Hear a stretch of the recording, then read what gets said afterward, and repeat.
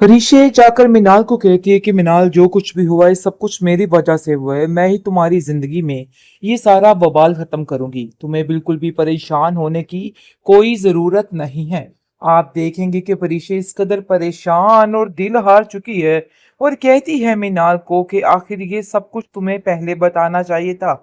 हम तो समझ रहे थे मामलात बड़े बेहतरीन किस्म के हैं, लेकिन हमें तो अंदाजा ही नहीं था कि तुम्हारे साथ इतना घटिया सलूक किया जा रहा है। बारी कहता है कि तुमने मुझे पहले क्यों नहीं बताया। हम लोग जाकर उससे रहील से बात करते और रहील से पूछते कि आखिर उसने ये सब कुछ क्या किया है। परिशय काफी परेशान हो जाती है और कहती है कि इन सब चीजों की जिम्मेदार सिर्फ और सिर्फ मैं ही हूँ और मैंने ही ये सब कुछ किया है। वो काफी परेशान और हैरान है और कहती है कि आखिर ये सब कुछ कैसे हो सकता है।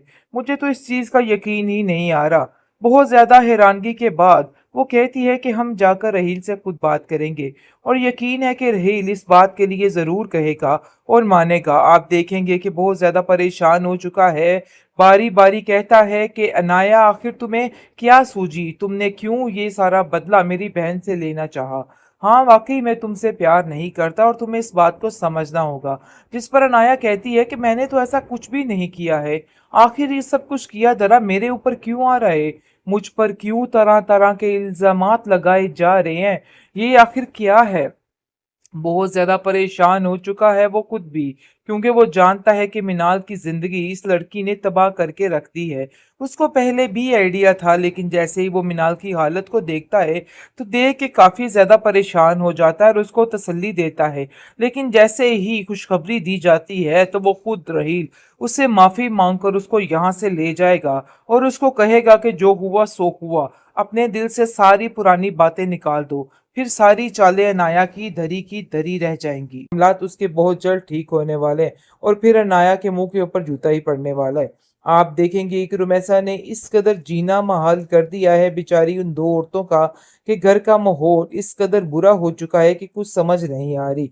अब आलम को इस कदर भड़काने की कोशिश कर रही है और कहती है कि आप नहीं जान रहे कि आपकी बेटी और आपकी बीवी क्या करने की कोशिश कर रही है। मुझे तो ऐसा लगता है कि ये औरत कोई नई चाल पे है।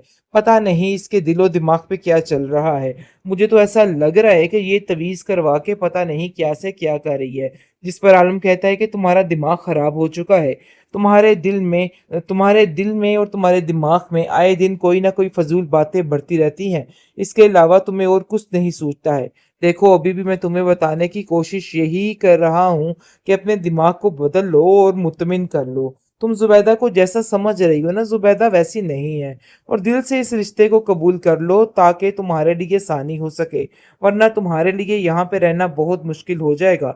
और मेरे तो इतना काम शाम भी नहीं है कि मैं सारा कुछ फिर दोबारा से शुरू कर सकूं, क्योंकि तुमने जो मार्का मारा है ना अपने बेटे को सारी रकम देकर, ये सारा कुछ तबाह करके रह गया। आप देखेंगे कि बहुत ज्यादा आलू भी परेशान है और कहती है कि मुझे समझ नहीं आ रही है कि आखिर इन मामलात को मैं हैंडल कैसे करूं। जबकि ये औरत इस घर में आई है, ऐसा लगता है कि घर का माहौल बुरे तरीके से मुतासिर होकर रह गया है। हर चीज अपनी टाइम पे नहीं है, हर चीज खराब हो चुकी है। जिस पर उसकी माँ उसको हौसला देती है और कहती है कि हमें अब कुछ ना कुछ सोचना ही होगा। तुम बिल्कुल भी परेशान ना हो, देख लेना बहुत जल्द सब ठीक हो जाएगा। लेकिन रुमैसा इतना दिमाग खराब कर देती है आलम का कि उसका दिमाग सिर्फ और सिर्फ यही कहता है कि नहीं, सिर्फ और सिर्फ वो रुमैसा ही ठीक है, इसके अलावा और कोई नहीं। वो बार बार जुबैदा को आके जलील करता है और कहता है कि ये सब कुछ तुम्हारी वजह से हो रहा है। अभी भी वक्त है, अपने दिमाग को बदल लो और सब ठीक हो जाएगा। ऋषि काफी ज्यादा परेशान है क्योंकि उसने पूछ लिया है मिनाल से कि आखिर असल हकीकत क्या है। वो उसको कहती है कि देखो, तुम्हें हमें साफ साफ बताना होगा कि आखिर क्या मामला चल रहा है।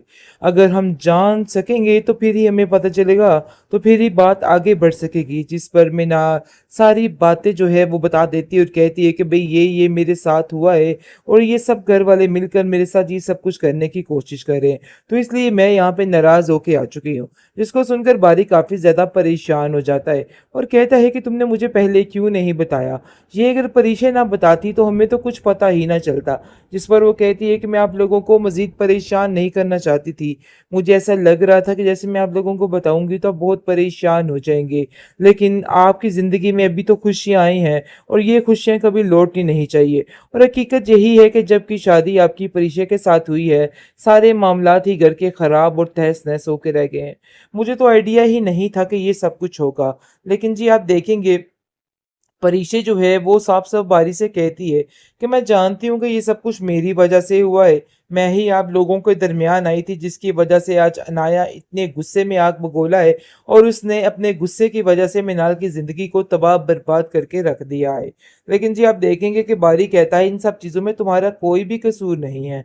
बिला वजह अपने आप को अंदर डालने की कोई ज़रूरत नहीं है और ना ही तुमसे किसी को कोई गिला है। तो बेहतर यही है कि अपने दिल से ये सारे वहमो-गुमान निकाल दो, सारी परेशानियाँ एक साइड पे कर दो। आप देखेंगे कि मिनाल कहती है कि नहीं आपको मेरी वजह से परेशान होने की ज़रूरत नहीं है। मैं बहुत जल्द यहाँ से चली जाऊँगी क्योंकि जो खुशखबरी इसने दे दी है उसके बाद राहील एक पल नहीं रुकने वाला और अनाया की सारे करतूतों पे पानी फिरने वाला है। आप देखेंगे कि जैसे ही वो कॉल कर लेती है रहील को तो रहील का दिल बाग-बाग हो जाता है।